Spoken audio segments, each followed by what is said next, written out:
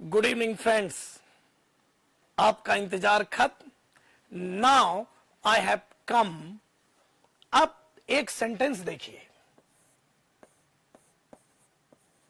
Now I have come life. A option, I have come alive. B option, I have come lively. D option, I have come to live. And another option is, I have come to life. देखो, चाहे कोई teacher कितना ही पढ़ा ले, अगर sentence के structure को अगर हम रटने लगे तो कई साल लग जाएंगे और जो लैंग्वेज का जो प्रोफिशिएंसी लेवल हमें चाहिए वो नहीं मिल पाएगा। मैं बहुत दिनों से क्लासेस में आपको जो लैंग्वेज की क्लास लेता हूं तो मुझे बहुत दिन से फील हो रहा था कि इस तरह की चीजें आपको अलग से बताऊं, क्योंकि क्लास में बहुत टाइम लग जाता है, कोर्स का प्रेशर भी रहता है। तो इसलिए मैं ये कहना चाहता हूं कि just look at this structure. ये जो सेशन ले रहा हूं मैं, ये लैंग्वेज के ऊपर होगा।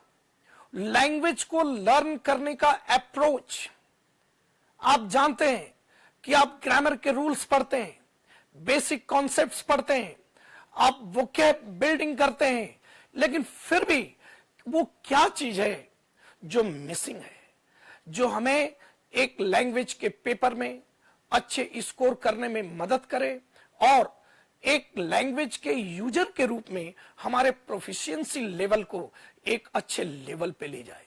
इसकी स्टार्टिंग मैं इसको एक क्लासरूम ही मान रहा हूं। ये मोटिवेशन की भी रहेगी, ये आपको थोड़ा गाइड भी करेगी, लेकिन सारे का फोकस क्या रहेगा? लैंग्वेज। इसलिए मैंने इधर उधर की बात स्टार्ट ना करके सीधे आपका अटेंशन इसी पे लाया।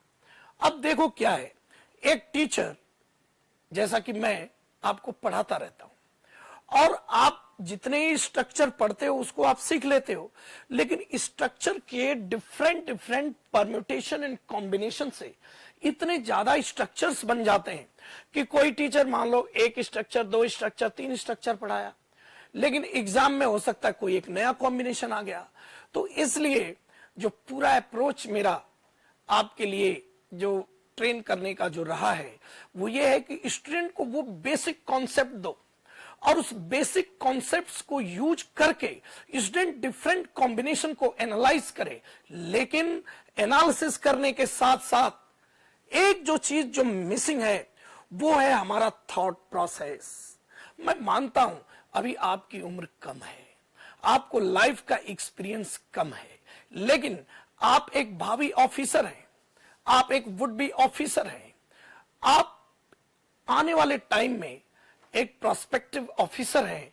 तो एक ऑफिसर बनने के लिए आपको अपने थॉट प्रोसेस को भी क्या करना पड़ेगा? डेवलप करने होगा। फ्रेंड्स, लैंग्वेज में तो आप बहुत अच्छा सीख लेते हो, उसके ग्रामर के रूल्स, उसकी प्रैक्टिस करते हो, वोकैब बिल्ड करते हो, लेकिन जब सेंटेंस बनकर आता है तो हर एक सेंटेंस एक किसी न किसी सिचुएशन को डिस्क्राइब करता है और उस सिचुएशन को देखकर एक ऑफिसर उसको किस तरह इंटरप्रेट करके कौन से ऑप्शन को ऑप्ट कर रहा है या उस सिचुएशन की एनालिसिस पे डिपेंड करता है। मैं क्या कहना चाहता हूं आपको कि लैंग्वेज को तो आपने समझ लिया क्या लिखा है, लेकिन जिस सिचुएशन को डिस्क्राइब किया जा रहा है उस सिचुएशन को एनालाइज नहीं कर पाने के कारण हम वो प्रोफिशिएंसी लेवल नहीं ला पाते हैं। वो जो स्कोर मुझे करना चाहिए वो मैं नहीं कर पाता हूं। इसलिए फ्रेंड्स, आइए इस सेंटेंस को सॉल्व करते हैं, इसको एनालाइज करते हैं और एनालाइज करते करते आप ये फील करो कि इसमें जो लैंग्वेज का पार्ट है और उसके साथ साथ जो सिचुएशन की जो एनालिसिस की जो इसमें जरूरत है उस पार्ट को भी जोड़ो। तो जितना ज्यादा आप लैंग्वेज के साथ आपका एक्सपोजर होगा, जितना ज्यादा आप उसको यूज करोगे, रीड करोगे, राइट करोगे, अंडरस्टैंड करोगे, उतना ज्यादा आपको एक्सपोजर मिलेगा और तभी सिचुएशन एनालिसिस आप कर पाओगे। तो अभी तक के डिस्कशन का जो अब आपको जो है अगर ब्रीफ इसकी एक कंक्लूजन दूं तो कंक्लूजन ये है कि अभी तक के डिस्कशन में जो हमने ये पाया कि लैंग्वेज को कॉम्प्रिहेंड कर लिया, लैंग्वेज के ग्रामेटिकल स्ट्रक्चर को समझ लिया, लेकिन उसके साथ साथ सिचुएशन एनालिसिस की एबिलिटी को भी डेवलप करना है। और सिचुएशन एनालिसिस की जो एबिलिटी डेवलप होगी वो हमारे थॉट प्रोसेस पे डिपेंड करेगी। आइए देखते हैं। अब मैं लिखा नाउ आई हैव कम। अब यहां पर देखो क्या है, नाउ आई हैव कम, अब मैं आ गया हूं। कम का मतलब यहां पर लिंकिंग वर्ब है और ये कम अपने बाद एडजेक्टिव ले रहा है। ये देखो लिव, LIVE लिव, जब ये लिव बोलते हैं इसको तो ये रहने का सेंस, जीने का सेंस, और यहां पर ये एडजेक्टिव है तो इसको मैं बोल रहा हूं life. Now I come live, इसका मतलब अब मैं लाइव हो गया। ये कम का मतलब आने से नहीं है, यहां पर होने से है। ये लिंकिंग वर्ब है। अब मैं लाइव आ गया या लाइव हो गया, तो यहां लाइव का मतलब है कि जो टेलीकम्युनिकेशन का जो सिस्टम है उसमें लाइव का मतलब है डायरेक्ट एक्शन आप तक पहुंचती, अगर व्यूअर तक पहुंचती है उसे बोलते हैं live.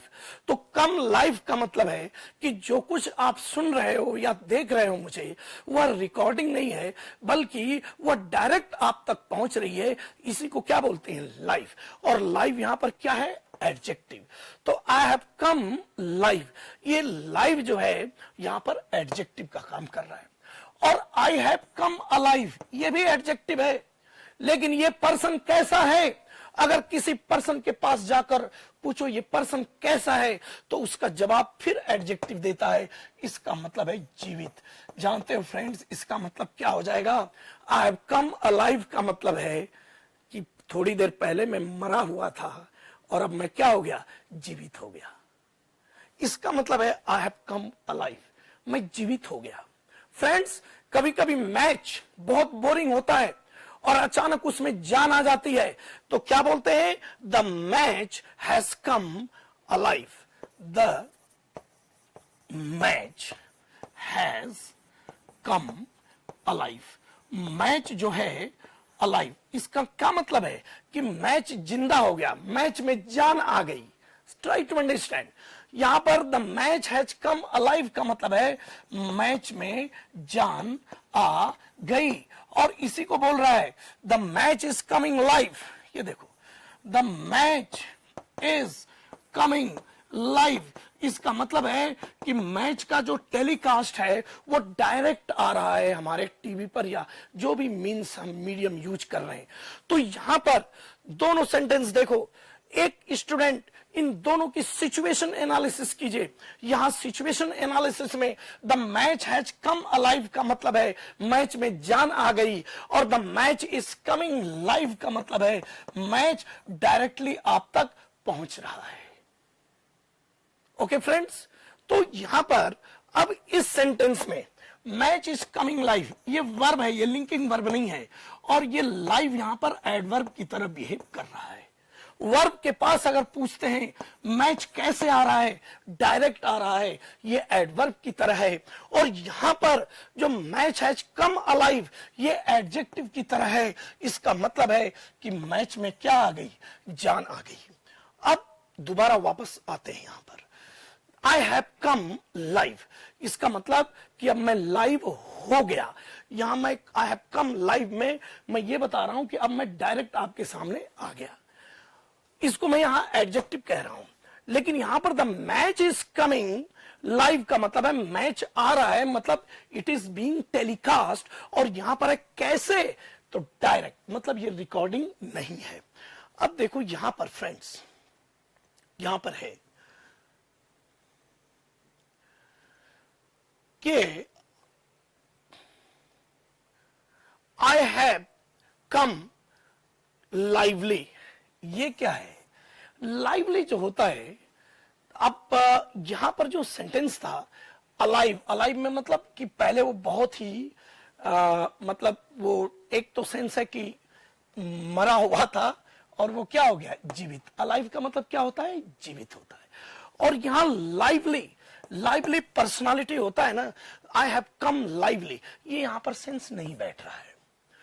I have become lively हो सकता है, लाइवली स्पीच। लाइवली का मतलब क्या होता है? एक्साइटिंग। यहां लाइवली का मतलब क्या है? एक्साइटिंग।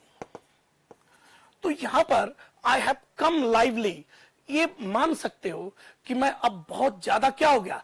Exciting, enthusiastic. मतलब बोरिंग का अपोजिट क्या है यहां पर? लाइवली।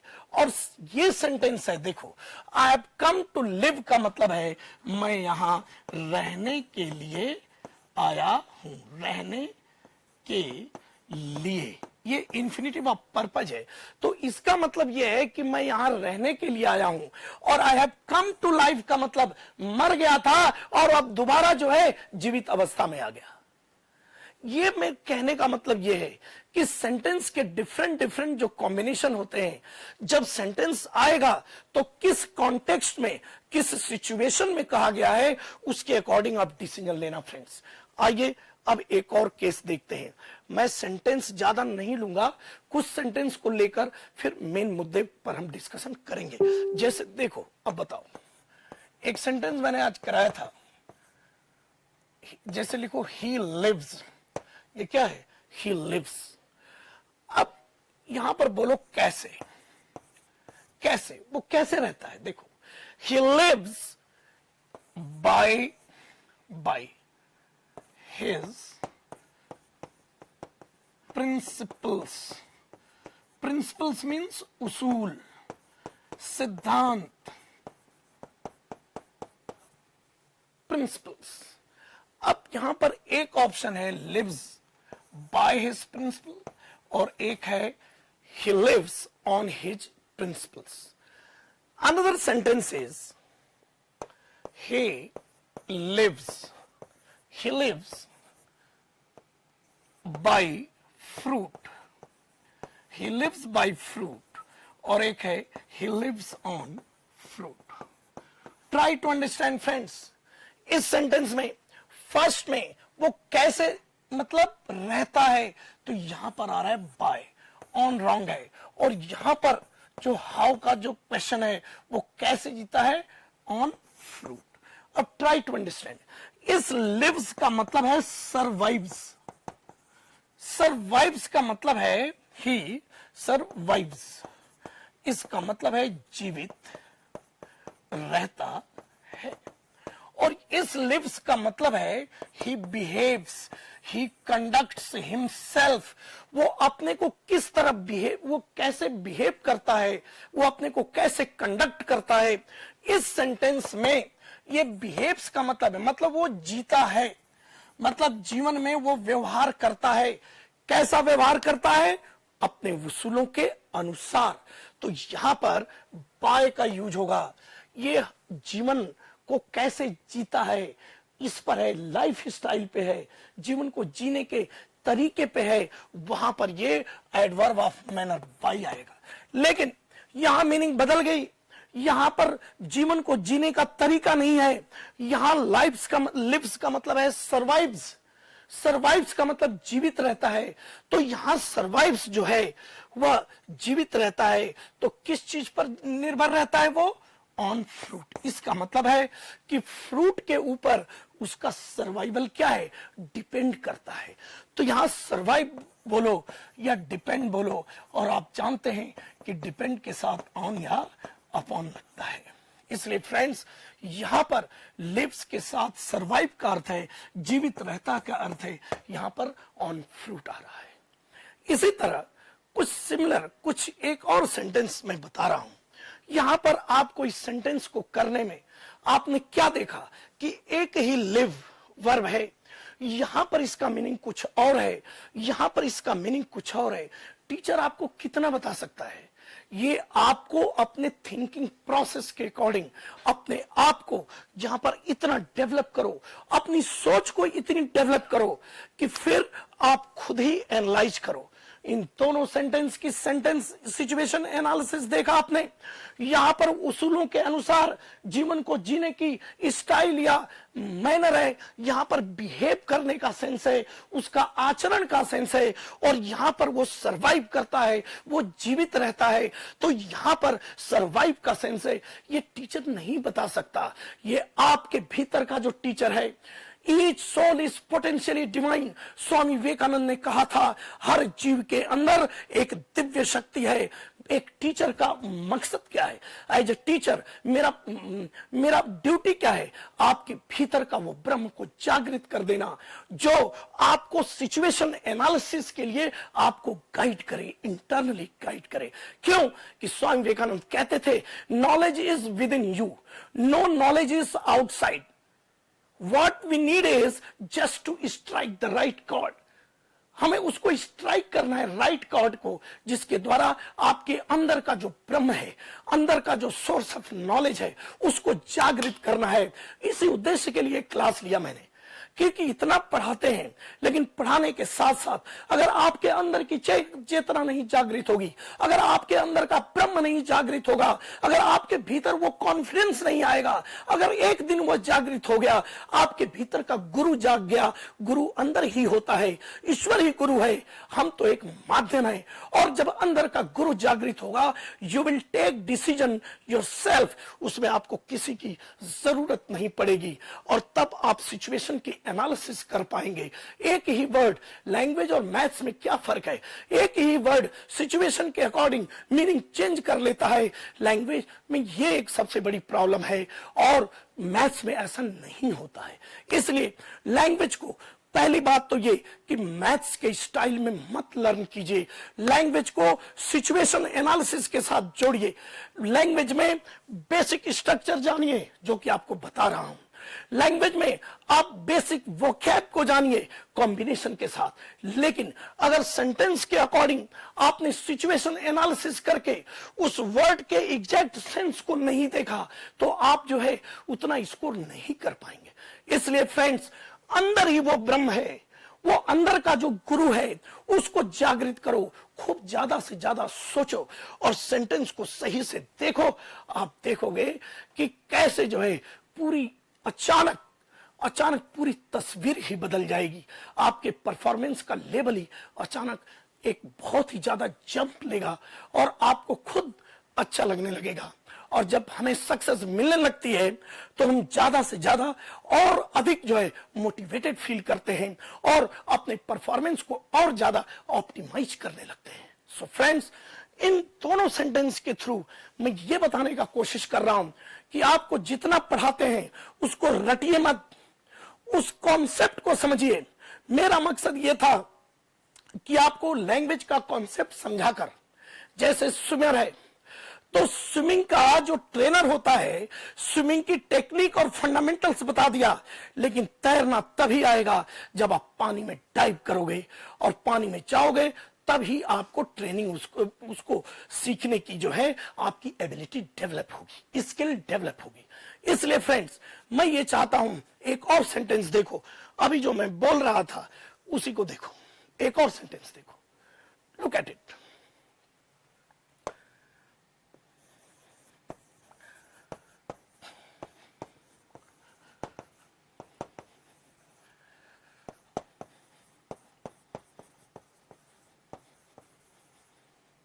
Look friends,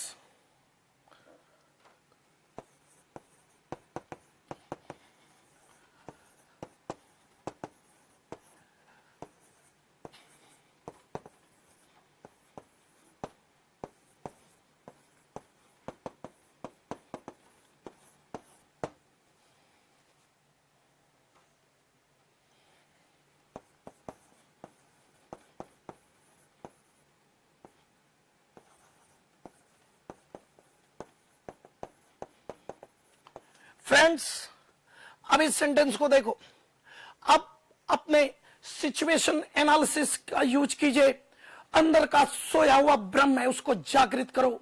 अंदर जो आपके भीतर टीचर है, जो गुरु है, उसको जागृत करो और बताओ। इस सेंटेंस को देखो आप, अ गुड ट्रेनिंग इंप्रूव करती है किसको? हमारे driving skill, driving talent, driving ability and driving capability.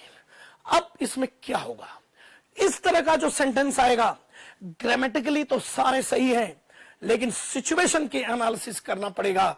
और आइए देखते हैं फ्रेंड्स, अब आपको बताने जा रहा हूं स्किल और टैलेंट में क्या डिफरेंस है।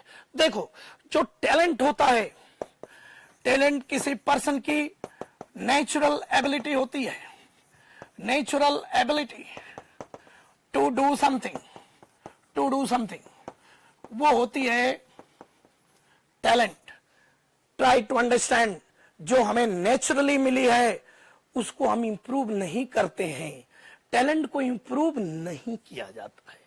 ओके, इंप्रूव हम टैलेंट को नहीं करेंगे, ये हमारी एक नेचुरल एबिलिटी को बताती है।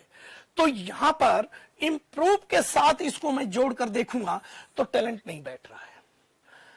Improves our ability, ability improve नहीं होती, एबिलिटी को बढ़ाया जाता, इनहैंस होती है। हालांकि इनहैंस का मतलब थोड़ा इंप्रूव ही होता है, लेकिन अगर यहां इनहैंस होता तो मैं ड्राइविंग एबिलिटी भी लिख सकते थे।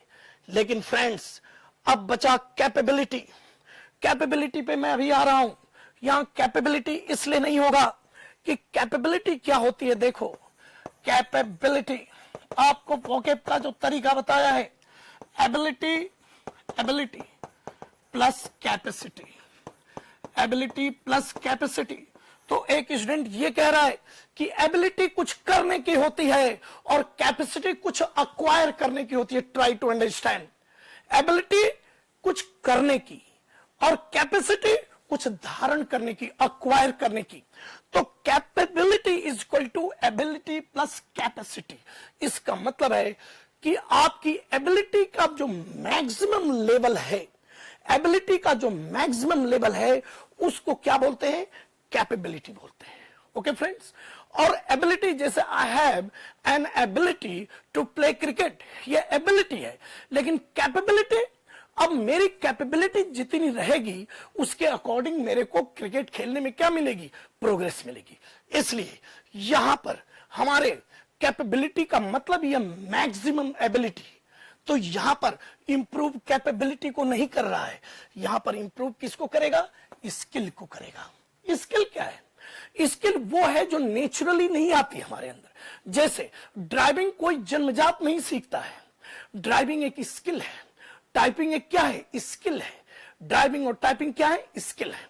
अब सिंगिंग देखो, अगर सिंगिंग मैंने सीखा है तो वो स्किल है, और सिंगिंग अगर नेचुरली आती है, इस सेंस में बोलना है, तो सिंगिंग एक टैलेंट भी होती है। एक्टिंग अगर नेचुरली आ रही है, उस सेंस में बोलना है, तो एक्टिंग एक टैलेंट भी है, और एक्टिंग की मैंने सीखा तो मेरे इसलिए स्किल है।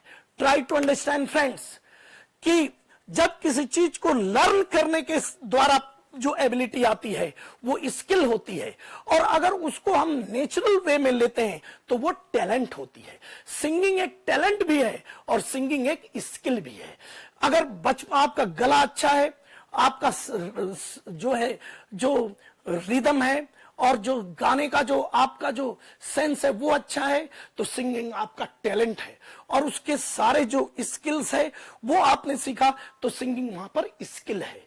उसी तरह यहां पर जो ड्राइविंग है, ड्राइविंग के स्किल को इंप्रूव करने की बात हो रही है, इसलिए यहां पर क्या लगाओगे?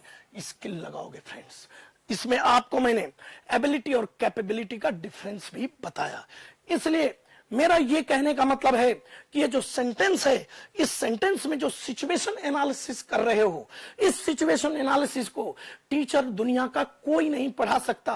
इस फीलिंग को एक्सप्रेस करने के लिए ये स्पेशल लाइव क्लासेस लेना पड़ा मुझे, और ऐसे और भी लूंगा जहां पे आपको सिचुएशन एनालिसिस के द्वारा आपको खुद के अंदर की एबिलिटी डेवलप करना है। ये मैं अपील कर रहा हूं कि प्लीज जागो, जागो, awaken yourself, awaken yourself, awaken your soul, और अपने को एक जगह दो। जितना ज्यादा आप फोकस रहोगे, सिचुएशन को एनालाइज करोगे, ऑफिसर बनने की क्वालिटी उतनी ही ज्यादा डेवलप होगी। और एक दिन आप इस लैंग्वेज को सिर्फ लैंग्वेज ना मानकर लैंग्वेज प्लस सिचुएशन। स्टूडेंट सोचता है कि मेरी इंग्लिश वीक है इसलिए मेरा लैंग्वेज में स्कोर ज्यादा नहीं होता।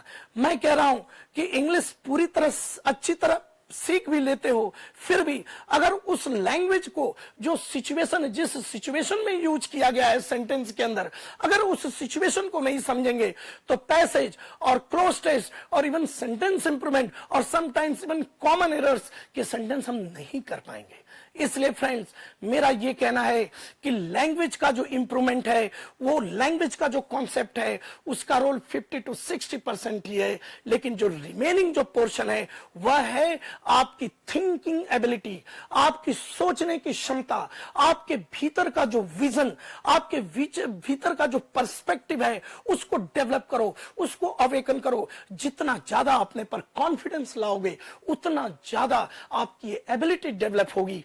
कोई भी आपको यह चीज नहीं दे सकता, क्योंकि each soul is potentially divine. आपके भीतर ईश्वर है, आपके भीतर ब्रह्म है, आपके भीतर वो परम गुरु है, उसको जागृत कर दो। हम बाहर के टीचर का मकसद यह है कि आपके भीतर का जो छिपा हुआ टीचर है उसको अवेकन कर दें, उसको जागृत कर दें। और जैसे ही वो जागृत हो जाएगा, आप ये देखोगे कि आपका जो है अपने आप आने लगेगा। फ्रेंड्स, यही चीज गुरुओं ने ध्यान के द्वारा ईश्वर को प्राप्त करने में भी उन्होंने यही सीखा कि जो गुरु होता है वह ईश्वर ही होता है, लेकिन वह पर्सन जो आपको गुरु बनकर सिखाता है वो सिर्फ एक बाहरी गुरु है। उसका काम है आपके भीतर के टीचर को, आपके भीतर के गाइड को, आपके भीतर के गुरु को जागृत कर दे। इसलिए जो मैं क्लासरूम में करता हूं मेरा 50% रोल है, लेकिन जो अभी कर रहा हूं वो रिमेनिंग 50% के लिए कर रहा हूं, क्योंकि जिस दिन आप खुद पर विश्वास करने लगोगे, खुद पर विश्वास का तरीका क्या है, सेंटेंस को देखो और उस सेंटेंस को पढ़ो, 2 बार 3 बार पढ़ो और आराम से सोचो कि यहां पर क्या सिचुएशन है। 1 बार 2 बार 3 बार, 1 मंथ 2 मंथ 3 मंथ्स, ऐसे करते करते धीरे धीरे आप देखेंगे कि आपके अंदर ये स्किल आने लगेगी। अरे पत्थर के सामने भक्त बैठता है ध्यान करने के लिए। गुरु कहता है इस पत्थर को ईश्वर मान, इस पत्थर को ईश्वर मानकर वो उस पत्थर के सामने ध्यान करता है, लेकिन वो ध्यान दरअसल उस पत्थर पर नहीं, अपने भीतर के ईश्वर पर करता है। और उस पत्थर के अंदर जो वो ईश्वर देखता है, दरअसल वो तो एक माध्यम है, वह ईश्वर उसके भीतर का ही है, जो कि जागृत होकर वह उस पत्थर के रूप में देख रहा है। फ्रेंड्स, कहने का मतलब यह है कि अपने पर विश्वास करो, सिर्फ लैंग्वेज को रटो मत।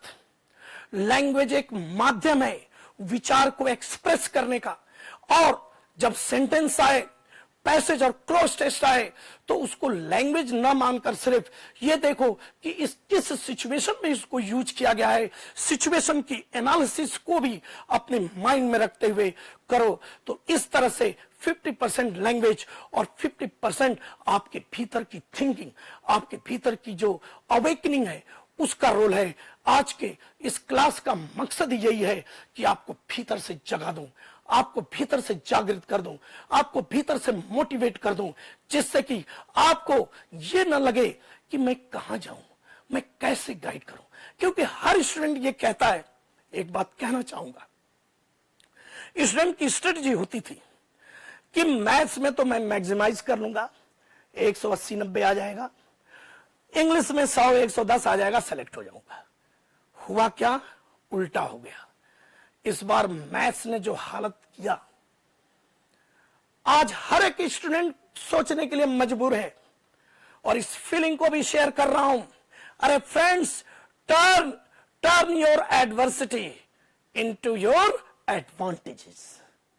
इस एडवर्सिटी, इस वीकनेस को, इस इंग्लिश की वीकनेस को स्ट्रेंथ बनाओ, और यह संकल्प लो कि इंग्लिश मेरी स्कोरिंग सब्जेक्ट रहेगी, मैथ्स मेरी सपोर्टिंग सब्जेक्ट रहेगी।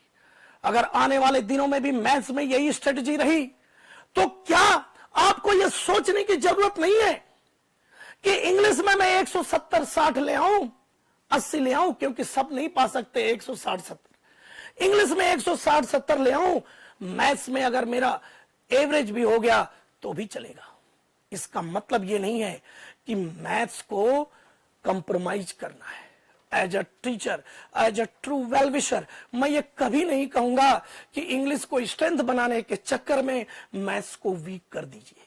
मेरा ये कहने का मतलब है टाइम वैसे ही दीजिए, लेकिन अंदर के गुरु को जगाइए और सिचुएशन एनालिसिस और लैंग्वेज के कॉन्सेप्ट के द्वारा आप अपनी लैंग्वेज के स्किल को डेवलप कीजिए, जिससे कि इंग्लिश जो आपकी वीकनेस थी वो स्ट्रेंथ बन जाए। इस बार ये संकल्प लो कि इंग्लिश आपकी स्ट्रेंथ बन जाए और मैथ्स भी स्ट्रेंथ रहे, लेकिन इंग्लिश को कमतर मत रखो। क्यों? कि अगर ऐसा ही पेपर आ जाएगा मैथ्स का जैसा इस बार आया था तो आपकी स्ट्रेटेजी फेल हो जाएगी। जिन लोगों ने इंग्लिश पे ध्यान नहीं दिया, जिन लोगों ने सिर्फ मैथ्स के ही बल पे रहे, उन सारों को बहुत ही ज्यादा डिसअपॉइंटमेंट इस बार हुआ है। इस तरह से इसलिए वन साइडेड अप्रोच लेकर मत चलिए, आप एक बैलेंस अप्रोच लेकर चलिए। दूसरी बात आपसे यह शिकायत है कि आपको जो ऐप के थ्रू आपको जो होमवर्क भेजे जाते हैं, आपको जो अभी कॉम्प्रिहेंशन के लिए जो एक्सरसाइजेज जाती हैं, आप उस पर टूट पड़ो और उसको पूरी तरह एक एक वर्ड टू वर्ड एनालाइज कर जाओ, कॉम्प्रिहेंड कर जाओ। ये भी एक शिकायत है। इस बात के लिए भी कह रहा हूं कि आपको इतना कुछ करके भेजते हैं, आप उसको करते क्यों नहीं हो?